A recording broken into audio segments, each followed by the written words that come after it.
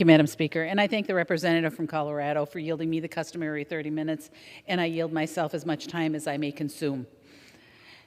S 1098 is intended to ensure borrowers who need to separate their loans urgently because they are victims of domestic or economic abuse are not put in further harmful financial situations due to having a joint consolidation loan that cannot be separated.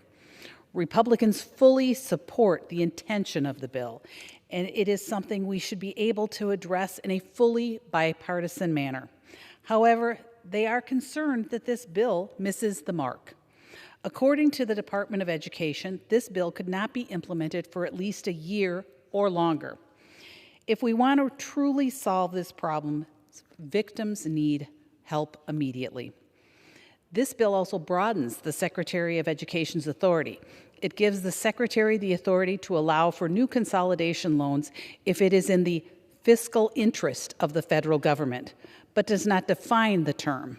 In addition, this bill did not receive a hearing in the House Education and Labor Committee, no discussion, no input, simply accepting the Senate's version, which was introduced before the President's announcement of student loan forgiveness. My Republican colleagues on the Education and Labor Committee have an alternative bill that will provide victims of abuse, allowing borrowers to separate their loans immediately rather than waiting up to 18 months.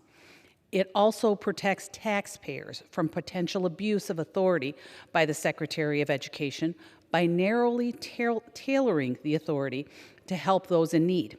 Congress should always be concerned about relinquishing authority to the executive branch. This bill also closes all the gaps that exist in the bill that has been brought up on the floor today.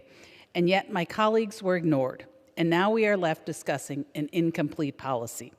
I encourage my colleagues to support this alternative that would solve the problems without ceding more authority to the Secretary. Thank you, Madam Speaker. I oppose the rule, and I ask the members to do the same, and I reserve.